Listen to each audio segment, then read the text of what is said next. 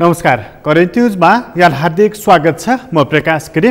Current न्यूजमा हामी कुनै पनि विषयवस्तु उठान मात्र गर्दैनौँ, यसको चिरफार अनि विश्लेषण पनि गर्ने गर्दछौँ। बिस्तारै क्रमशः आन्दोलनको मौसम सुरु भएको छ। जसै मौसम हिउँतर्फ उन्मुख भएको छ, तब कोरोनाको सङ्कटलाई पनि पन्छाएर मानिसहरू सङ्कटलाई टार्नको लागि भन्दै विभिन्न माग राख्दै सडकमा उत्रिन थालेका छन्। कतै अनसन, कतै आन्दोलन, यस्तो खालको घटनाक्रमहरू देखिन थालेको छ। त्यसमध्ये पनि डाक्टर गोविन्द केसीको अनसन र त्यो अनसनलाई समर्थन गर्दै गरिएका अन्य आन्दोलनहरूले गर्दाखेरि एउटा माहौल देखिएको छ र यसलाई पनि जित्ने गरी अर्को आन्दोलन सुरु भएको छ। प्रदेश 5 को राजधानी कहाँ राख्ने भनेर।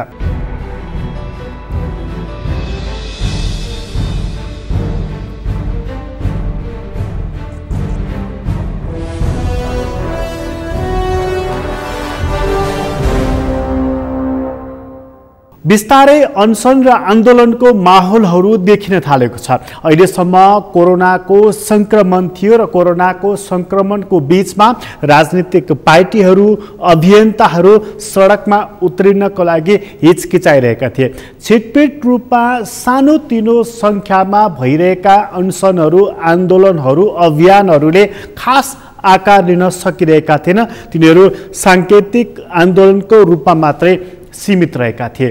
तर जब सरकारले प्रदेश 5 को राजधानीलाई दाङको भालुवाङमा राख्ने भन्ने किसिमको प्रस्ताव गर्यो र सत्तारूढ दलमा एउटा सहमति बन्यो दुई नेता बीचको, त्यही सहमतिले बुटोलमा आगो बालिदिएको छ र बुटोलमा यो राजधानी राख्नुपर्छ भन्ने एउटा पक्ष छ, कपिलवस्तुमा राख्नुपर्छ भन्ने अर्को पक्ष रहेको छ, दाङ लैजानुपर्छ भन्ने अर्को पक्ष रहेको छ। यस्ता विभिन्न पक्षहरू रहेका छन् जसले गर्दाखेरि बुटोल निकै ठुलो आन्दोलनको केन्द्र बन्न पुगिरहेको छ। यस्तोमा सत्तारूढ दलले त्यो अहिले गरिएको प्रस्तावलाई नै समर्थन गर्ने, त्यसलाई नै पास गर्ने भनेर निदो गरेपछि अब यो आन्दोलनको स्वरूप के हुने हेर्न बाँकी रहेको छ। यो सँगै अर्को पनि अनसन र आन्दोलन चलिरहेको छ। त्यो हो मेडिकल शिक्षालाई सर्वसुलभ बनाउनको लागि भन्दै बसेका अनसन डाक्टर गोविन्द केसीको समर्थनमा पनि र त्यो समर्थन गर्दै गरिएका आन्दोलनका कारण अर्को खालको वातावरण पनि बनिरहेको छ। यी सबै कुराले बिस्तारै अनसन र आन्दोलनको माहौल देखिन थालेको छ। त्यसमध्ये पनि ठुला दलहरू नेपाली कांग्रेस र नेकपा, यी दुईटा ठुला दलको महाधिवेशन नजिक आइसकेको हुनाले पनि अलिकति राजनीतिक सरगर्मी देखा पर्न थालेको छ।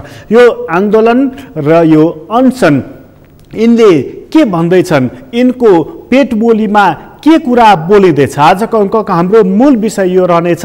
कार्यक्रमको सुरुवातमा चाहिँ प्रदेश 5 को राजधानी कहाँ रहने भन्ने विषय बुटोलको लागि निकै ठुलो तनावको विषय बनेको छ। सरेर दाङ लैजाने कुरा प्रस्तावको रूपमा आइसकेको छ। त्यसलाई पास गर्नको लागि सत्तारूढ दलले भनिसकेको छ।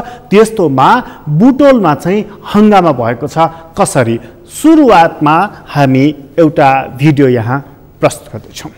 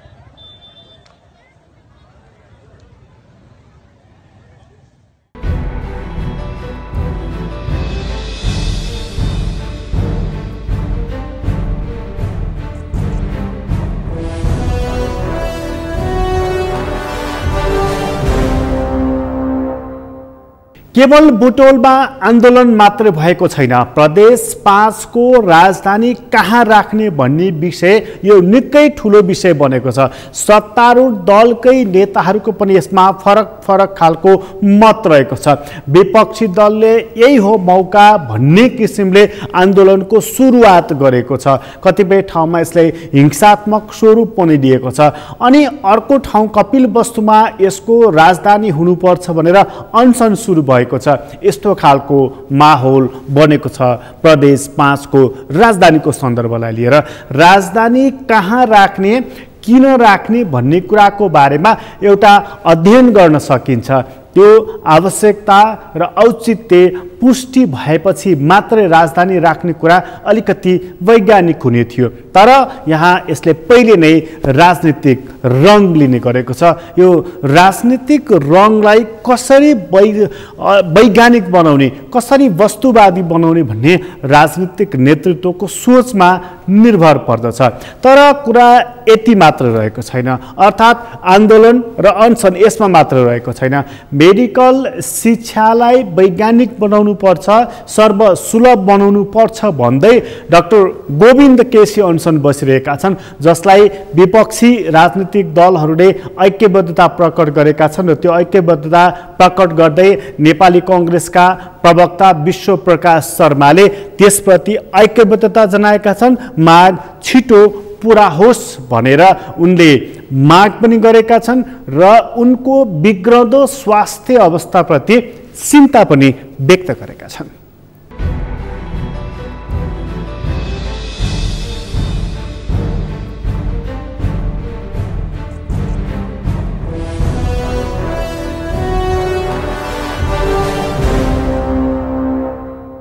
नेपाली कांग्रेस पार्टीको तर्फबाट यो साता मात्रै हामीले दुईवटा अलग अलग वक्तव्य प्रवक्ता मार्फत जारी गरेका छौँ, जसमा चाहे उहाँ जुम्लामा रहेकै बेला होस् या जुम्लाबाट काठमाडौँ आइसके पछाडि होस्, हामीले उहाँका मागहरूको सन्दर्भमा, कर्णालीको सन्दर्भमा उठाइएका विषयहरूको सन्दर्भमा हामीले प्रष्ट रूपमा नेपाली कांग्रेस पार्टीको ऐक्यबद्धता लिखित रूपमै जारी गरेका छौँ। र पार्टीको लिखित रूपमा जारी हुने वक्तव्य भनेको विश्व प्रकाश शर्माको व्यक्तिगत हुँदैन, त्यो नेपाली कांग्रेस पार्टीको हुन्छ। त्यसको अर्थ नेपाली कांग्रेस पार्टीको सभापति शेरबहादुर देउवा या केन्द्रीय कार्य समिति सबैको हुन्छ, पहिलो कुरो। दोस्रो कुरो, यसको दुईटा पाटो। एउटा चाहिँ के हो भने कतिपयले प्रश्न गर्नुहुन्छ कि नेपाली कांग्रेस पार्टीले सरकारमा छँदै गर्दा चाहिँ सम्बोधन गरेन र अहिले चाहिँ नेपाली कांग्रेस पार्टीले आन्दोलनलाई चाहिँ समर्थन गर्यो भन्नुहुन्छ। यसमा मैले के क्लियर गरिहालौँ भने नेपाली कांग्रेस पार्टी नै हो जसको पालामा 46 सालको परिवर्तनपछि चिकित्सा शिक्षाको विस्तार भयो र विस्तार भइसकेर चाहिँ जसरी कलेजहरू बढोत्तरी भएर गयो, स्वाभाविक छ समस्या पनि बढ्यो। डाक्टर केसी अनसनमा आउनुभयो। चिकित्सा शिक्षामा सुधार गरेर जाने भन्ने कुराका लागि नेपाली कांग्रेस पार्टीले सुशील कोइराला प्रधानमन्त्री रहनुभएको सरकारले डाक्टर केदार भक्तमाथेमाको संयोजकत्वमा उच्च स्तरीय एउटा कार्यदल बनायो, जुन कार्यदलको सुझावको जगमा विद्यार्थीले तिर्नुपर्ने रकमको स्केल जुन हो त्यो निर्धारण गर्नदेखि अन्य कतिपय सुधारहरू गरिए, पहिलो कुरो। दोस्रो कुरो, डाक्टर केसीको अनसन पछि फेरि जारी रह्यो र जुन बेलामा शेरबहादुर देउवा नेपाली कांग्रेस पार्टीको सभापति, मुलुकको प्रधानमन्त्री हुनुहुन्थ्यो, त्यो सरकारले 2075 सालको कार्तिक महिनामा 74 सालको कार्तिक महिनामा एउटा अध्यादेश जारी गर्यो, जुन अध्यादेशबाट मुख्य रूपमा 3वटा मागहरूलाई कि 75% छात्रवृत्तिको विषयलाई, अथवा चाहिँ 10 वर्षसम्म अब काठमाडौँ उपत्यकामा मेडिकल कलेजहरू नखोल्ने विषयलाई, या चाहिँ एउटा युनिभर्सिटीले 5 वटालाई मान्यता मात्रै दिन पाउने भन्ने विषयलाई सम्बोधन गरेर माग पुरा गरेर हामीले चाहिँ डाक्टर केसीको माग पुरा गरेर अध्यादेश जारी गर्यौँ। त्यसैले डाक्टर केसीले पछि जे आन्दोलन गर्नुभयो उहाँको आन्दोलनमा लामा कुरा थिएन।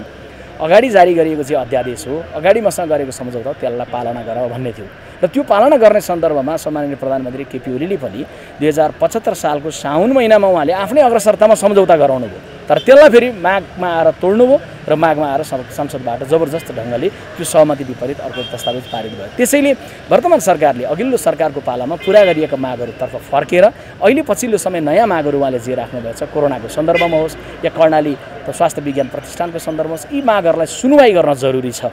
व्यक्ति एकजना, केवल एकजना अनसनकारी बस्नुभयो, उहाँले राख्नुभयो भन्ने हिसाबले मात्रै सोच्यो भने केवल एकजनाको हुन्छ। प्रश्न 1 या 2 को होइन।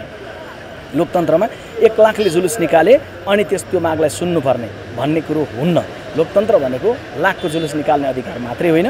केवल एउटा अदना नागरिकले मलाई न्याय चाहियो अथवा मेरो यो माग पुरा गर, यो विषय जायज छ भन्दै गर्दा राज्यले सुन्यो भने त्यो चाहिँ लोकतन्त्र हुन्छ। त्यसकारण यो सरकार लोकतान्त्रिक हो कि होइन भन्ने कुरा डाक्टर गोविन्द केसीको अनसनतर्फ फर्केर, पत्रकारहरूको अनसनतर्फ फर्केर हेर्नुपर्ने हुन्छ र नेपाली कांग्रेस पार्टीको ऐक्यबद्धता छ केन्द्रीय कार्य समितिको बैठक अहिले बस्दै गरेको अवस्था छ, कारणवश बसेन अलग कुरा हो। बस्यो भने त्यो बैठकले पनि सम्पूर्ण रूपमा लिखित रूपमै एकबद्धता जनाउँछ। हामीले वक्तव्य मार्फत नै एकबद्धता जनाएका छौँ। अहिले पनि थप हामी एकबद्धता जनाउन चाहन्छौँ। सरकारले डाक्टर गोविन्द केसीसँग यथाशीघ्र संवाद गर्ने, उहाँका मागहरूलाई पुरा गर्ने र उहाँको जीवन रक्षा गरेर एउटा लोकतान्त्रिक चरित्र प्रस्तुत गर्नुपर्छ भन्ने हाम्रो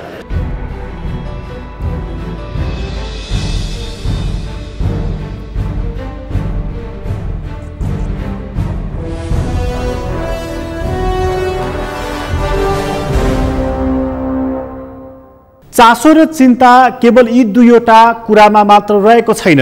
केही श्रमजीवी पत्रकारहरू अनसनमा पनि बसेका छन्, आन्दोलनमा पनि बसेका छन्। राजनीतिक कर्मीहरूले त्यहाँ गएर पनि उत्तिकै ऐक्यबद्धता जनाएका छन्। मूल कुरा चाहिँ राज्यको चरित्र कस्तो छ भन्ने कुरा हो। हाम्रो राज्यको चरित्र 62-63 को आन्दोलनबाट हामीले परिवर्तन गर्यौं भनेका थिए। राजनीतिक दलहरूले यही कुरा भनेका थिए र त्यो केवल राजनीतिक आन्दोलन मात्र होइन, सामाजिक आन्दोलन पनि हो भनेका थिए। तर अहिले स्थिति यसो हेर्दाखेरि हिजो त्यो क्रान्तिको चेतना आज कहाँ पुगेको छ?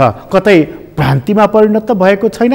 प्रश्न यहाँनिर पनि रहेको छ। हिजोको आन्दोलनको उपलब्धि के भएको छ त्यो कुरा पनि एकछिन सोच्ने, खोज्ने, खतल्ने हो भनेदेखि मन चिसो हुने खालको अवस्था बनिराखेको छ। त्यसैले पूर्व प्रधानमन्त्री रहेका डाक्टर बाबुराम भट्टराईले यसमा गहिरो चासो र चिन्ता व्यक्त गरेका छन् र उनले त्यो हिजोको आन्दोलन अचानक यस्तो विलक्षणतामा किन पर्यो भनेर विवेचना पनि गरेका छन्। त्यो कुरा यहाँ प्रस्तुत गर्दछौँ।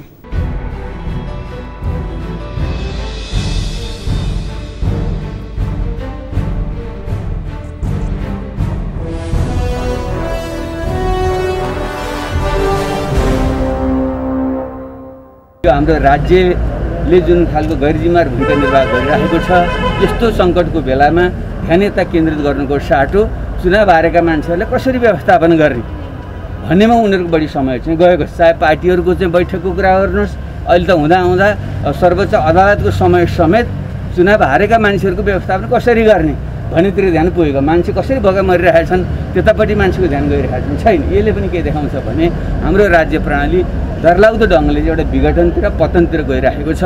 हिजोको जुन क्रान्तिकारी परिवर्तनकामी जुन आन्दोलन थियो त्यो चाहिँ एउटा सेलाउँदै गएको अवस्था र एक ढङ्गको प्रतिगमनको जुन लहर देशमा चाहिँ आउँदैछ, यो अत्यन्त गम्भीर छ। त्यसले तपाईँहरूले चाहिँ तपाईँहरूको आफ्नो सङ्घर्ष र आन्दोलन तपाईँहरूको एउटा ज्याला मजदुरीको निम्ति मात्रै होइन, यो चाहिँ देश जुन अधोगतितिर गइरहेको छ त्यसलाई सच्याउनुको निम्ति पनि खबरदारी हो भन्ने अर्थमा मैले बुझ्छु। त्यसैले तपाईँहरूको यो अभियान सफल रहोस्, यसमा आफ्नो तर्फबाट, पार्टीको तर्फबाट हाम्रो पूर्ण साथ सहयोग रहनेछ।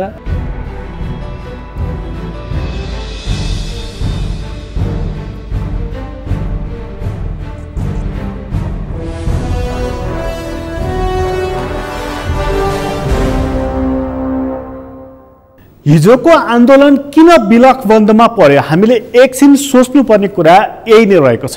जनताको मुहारमा खुसी ल्याउँछौँ भनेर नै राजनीतिक पार्टीहरूलाई आम जनताले समर्थन दिएका थिए। उनीहरूले दिएको समर्थन केवल आन्दोलनमा मात्र थिएन। आन्दोलनमा दिएको समर्थन जब क्रान्तिमा परिणत भयो र त्यो परिवर्तन भइसकेपछि सत्ता परिवर्तन सँगसँगै राजनीतिक दलहरूको काम गर्ने तौर तरिका, शैलीमा पनि परिणत हुन्छ, परिवर्तन हुन्छ भन्ने आम अपेक्षा रहेको थियो। 50-60 वर्ष पहिला पनि मानिसहरू यसै गरी 10 केजी मलको लागि लाइन बस्ने गरेका तस्बिरहरू अहिले सार्वजनिक भएका छन् र अहिले पनि मानिसहरू त्यही रासायनिक मलको लागि नै लाइन बसिरहेका छन्। अहिले पनि गरिबी, अहिले पनि पछौटेपन, अहिले पनि त्यही हत्या, हिंसा, बलात्कार र त्यस्तो घटनामा संलग्न हुने दोषीहरूले उन्मुक्ति पाउने यस्तो खालको कुराहरू नै हो। सुन्दाखेरि मानिसलाई दिक्क लागेको, विरक्त लागेको र पढ्नको लागि भनेर घरखेत बेच्नुपर्ने जुन बाध्यता रहेको छ त्यो बाध्यता हटोस् भनेर नै हो डाक्टर गोविन्द केसी अनसन बसेको। तर सरकारले सुने पो त। हिजो पो सामन्ती व्यवस्था थियो, आज लोकतान्त्रिक व्यवस्था छ। लोकतान्त्रिक व्यवस्थाको एउटा महत्त्वपूर्ण पक्ष भनेको पारदर्शिता, अर्को महत्त्वपूर्ण पक्ष भनेको जवाफदेहीपन हो। तर सरकारले यहाँनेरि जवाफदेहीपन निर्वाह गरिरहेको छैन।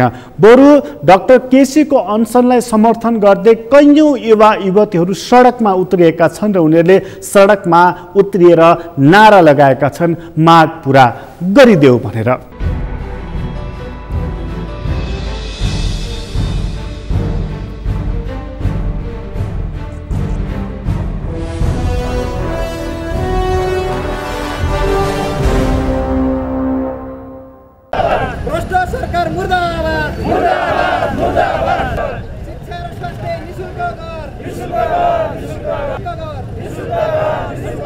बलात्कारीलाई फाँसी दे, श्रमजीवी मजदुरलाई राहत दे।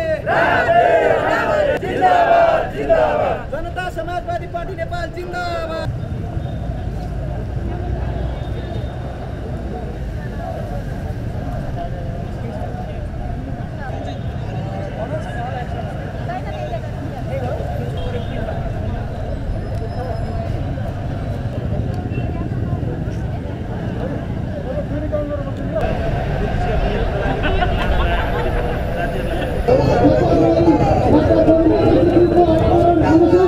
बलात्कारीलाई कारबाही गर।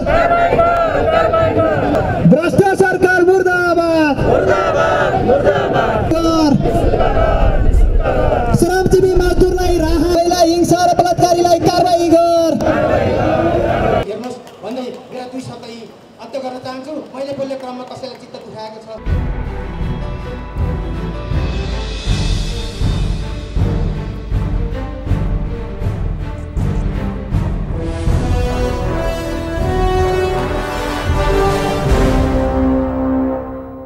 सरकारलाई माग पूरा गरिदेऊ भनेर अनसन बस्नेले मात्र हैन, अनसन बस्नेलाई समर्थन गर्नेले पनि भनिरहेका छन् र अन्य अनसनकर्ता, अन्य आन्दोलनकर्ताहरू पनि रहेका छन् जसले बिस्तारै बिस्तारै मधुरो स्वरमा, कहिले ठुलो स्वरमा आफ्ना मागहरू राखिरहेका छन्। सामान्यतः लोकतान्त्रिक चरित्र भएको राष्ट्रमा ठुलो जुलुस निकालेर शक्ति प्रदर्शन गर्नै पर्दैन।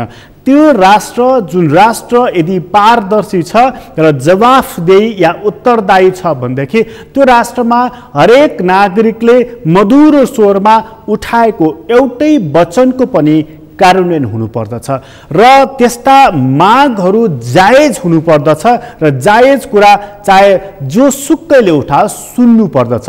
पछिल्लो समयकै कुरा गर्ने हो भनेदेखि यो राष्ट्रमा सबैभन्दा कमजोर भएको आवाज नै नागरिकको आवाज भएको छ र नागरिकको आवाजको सम्बोधन भइराखेको छैन।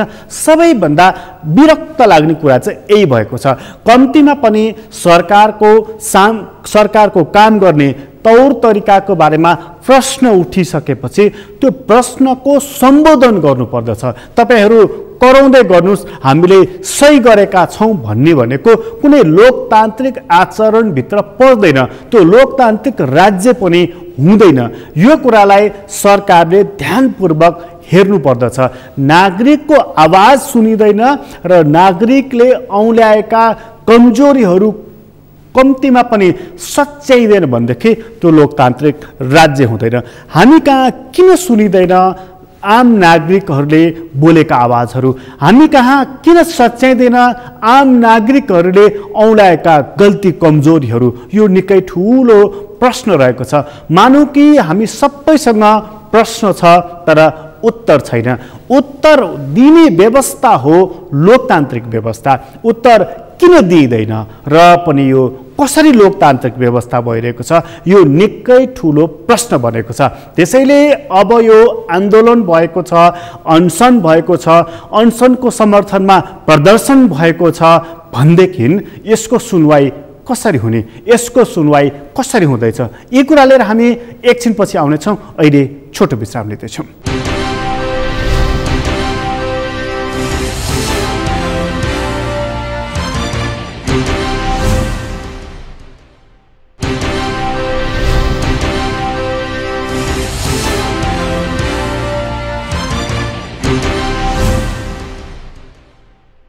विश्रामपछि पुनः स्वागत छ। हामी करेन्ट न्युजमा छौँ र करेन्ट न्युजमा कुराकानी गर्दैछौँ। क्रमशः अनसन आन्दोलनहरू प्रारम्भ हुन थालेको छ। केही राजनीतिक आन्दोलनहरूको कुरा गर्ने हो भनेदेखि त्यसको समाधान राजनीतिक ढङ्गबाटै होला, यसलाई कम्तीमा पनि त्यही अपेक्षा गरौँ। तर यदि नागरिक आन्दोलन र अभियानको कुरा गर्ने हो भनेदेखि त्यो राज्य मात्रै समुन्नत राज्य हुन्छ जहाँ नागरिक समाज जागेको हुन्छ।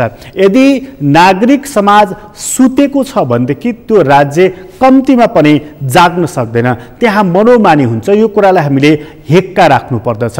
त्यो राज्य यदि जागेको छैन भनेदेखि कस्तो हुन्छ त एकछिन आफै पनि कल्पना गर्न सकिन्छ।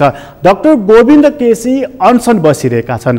ती गोविन्द केसीलाई भेट्न पूर्व राष्ट्रपति या भनौँ नेपालको पहिलो राष्ट्रपति doctor Ram Baran Yadav teaching hospital पुगे र उनले त्यहाँ पुगेर अनसन बसिरहेका डाक्टर केसीको स्वास्थ्य अवस्था बुझेका छन्। स्वास्थ्य अवस्था बुझेर उनले अवस्था खराब भएको पाएका छन् र सरकारलाई भनेका छन् कि उनको माग सम्बोधन गर्न जायज छ, माग सम्बोधन गर्नुपर्दछ भनेर।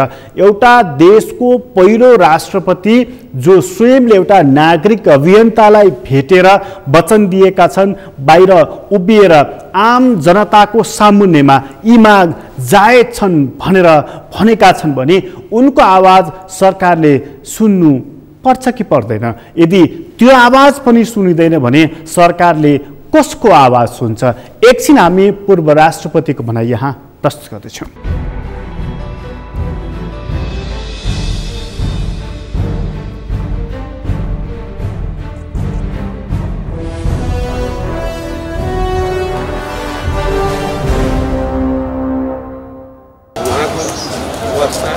स्वास्थ्य कमजोर छ। मेडिकल टर्म फ्रेजाइल यस्तो अवस्थामा मैले दाजुलाई पनि आग्रह गर्छु। जो सुने मलाई खुसी लाग्यो। यो सरकारले कसको सरकारको प्रवक्ताले उहाँलाई आग्रह गरेको छ तपाईँको मागलाई बिस्तारै अरू सल्भ भएछ, अरू सल्भ गर्दै जाँदा सरकारले पनि भनेको छ। तर उहाँको जुन अभियान छ 1900 कोटी भइरहेछ। कति समस्या समाधान गर्न सकिन्छ त्यो कुरा अलग, किन समाधान भइरहेछ धेरै समाधान भएछ र उहाँकै कारणले उहाँको अगुवाई समाज बुद्धिजीवी र विद्हरूले शिक्षाविद र स्वास्थ्यविदहरू, किन उहाँले शिक्षा स्वास्थ्य शिक्षा र स्वास्थ्य उपचार विधिमा जनस्तरमा यो जाओस् भने जनसरकारको विषय छ। त्यसले गरेर त्यो काम उहाँले अगाडि बढाइरहनु भएको छ। त्यो काममा र फेरि यो सरकार हाम्रो सरकार जुन छ सुनिएको सरकार लोकतन्त्रको माध्यमबाट लोकतन्त्रलाई हामी अगाडि बढाइरहेका छौँ। यस्तो बेलामा लोकतान्त्रिक सरकारले बसेर छलफल गर्ने कति अहिले सल्भ गर्न सक्छ त्यो चाहिँ वार्ताद्वारा समाधान गर्नुपर्छ। उहाँको स्वास्थ्य ध्यान दिएर उहाँ जस्तो कमजोर मान्छेलाई हस्पिटलमा धेरै दिन राख्नु त्यो चाहिँ खतरा हुन्छ। त्यसले गर्दा म सरकारलाई पनि आग्रह गर्छु उहाँको कुरा सुनेर वार्ताद्वारा कति समाधान गर्न सकिन्छ। उहाँको जुन स्वास्थ्य यस्तो अभियन्ता देशको लागि चाहिन्छ।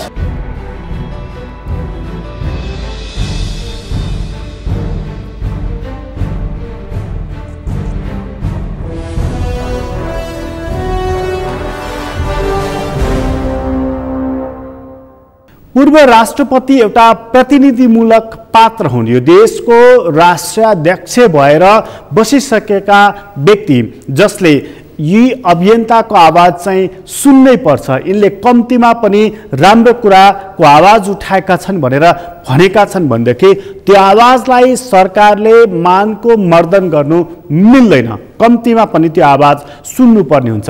त्यससँगै तमाम मानिसहरूले प्रश्न उठाएका छन् र यदि यो कुरा ठिक छैन भने यसभन्दा अगाडि ती डाक्टर केसीले उठाएका कैयौं पटकका अनसनका मागहरू सम्बोधन गर्छु भनेर करारमा किन गरिएको थियो, यो प्रश्न पनि उत्तिकै महत्त्वपूर्ण रहेको छ। केवल कुरा डाक्टर केसीको मात्र होइन, यसै गरी कुरा प्रदेश 5 को पनि रहेको छ, श्रमजीवी पत्रकारहरूको पनि रहेको छ, अन्य ती मानिसहरूको पनि रहेको छ जसले कोभिडको कालखण्डमा रोजगारी गुमाएका छन्, कोभिडको कालखण्डमा उनीहरूले जसले व्यवसाय गुमाएका छन्, व्यवसायबाट हात धुनु परेको छ र ती तमाम मानिसहरू जो काम गरेर खान्छु भन्दाखेरि पनि काम गर्ने अवसर मिलिरहेको छैन, ती सबैको सरकार जवाफदेही हुनुपर्दछ, ती सबैलाई सरकारले जवाफ दिनुपर्दछ।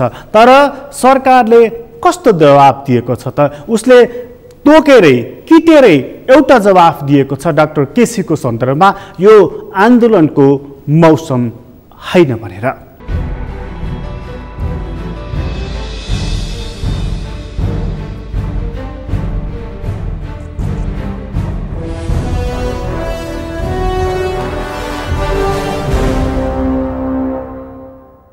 डाक्टर गोविन्द केसीले विगत केही दिनदेखि पहिला जुम्लामा सत्याग्रह सुरु गर्दै अहिले काठमाडौँको त्रिवेणी शिक्षण अस्पतालमा हुनुहुन्छ। नेपाल सरकारको तर्फबाट म आग्रह गर्न चाहन्छु, पहिलो उहाँले विगतदेखि नै उठाउँदै आउनुभएका धेरै मागहरू ती पुरा भएर ती कार्यान्वयनमा गइसकेको अवस्था छ। हामीले चिकित्सा शिक्षा सम्बन्धी ऐन बनायौँ, त्यस आधारमा हामीले चिकित्सा शिक्षा सम्बन्धी उच्चस्तरीय आयोग बनायौँ, आयोगले काम सुरु गरिसकेको अवस्था छ, त्यसको नियमावली बनेको छ र गत आर्थिक वर्षमा हामीले 75% छात्रवृत्ति सम्बन्धी जुन एउटा विषय थियो त्यो कार्यान्वयनमै आइसकेको अवस्था छ। अर्थात् एउटा महत्त्वपूर्ण माग त्यसरी सरकारले पुरा गरेको छ। दोस्रो, 7वटै प्रदेशमा सरकारी तवरबाट मेडिकल कलेजहरू खोलियो भन्ने विषय पनि सम्बोधन भइसकेको अवस्था छ, अर्थात् हुने क्रममा छ। 1 नम्बरमा बीपी कोइराला छँदैछ, 2 नम्बरमा 2वटा मेडिकल कलेजहरू निर्माणाधीन छन्। रामराजा प्रसाद सिंहको स्मृतिमा राजविराजमा र बर्दिवासमा मेडिकल कलेज, बागमती प्रदेशमा भनिरहनु परेन, यहाँ आइओएम नै छँदैछ, पाटन स्वास्थ्य विज्ञान प्रतिष्ठान छँदैछ, न्याम्स पनि छँदैछ। गण्डकी प्रदेशमा पनि गण्डकी स्वास्थ्य विज्ञान प्रतिष्ठानले पढाइ सुरु गरिसकेको अवस्था छ। लुम्बिनीमा बुटोलमा बन्दैछ र राप्ती स्वास्थ्य विज्ञान प्रतिष्ठान कार्यरत छ। कर्णालीमा पढाइ सुरु भएको अवस्था छ र धनगढीमा सुदूरपश्चिममा पनि गेटा कलेज निर्माणको अन्तिम चरणमा छ। अब पूर्वाधारहरू सम्पन्न भइसकेपछि यी सबै फुल फ्लेजमा आउँछन्। त्यसकारणले यो विषयलाई पनि कुनै यसका लागि थप दबाब दिइरहनु पर्ने कुनै जरुरी भएन।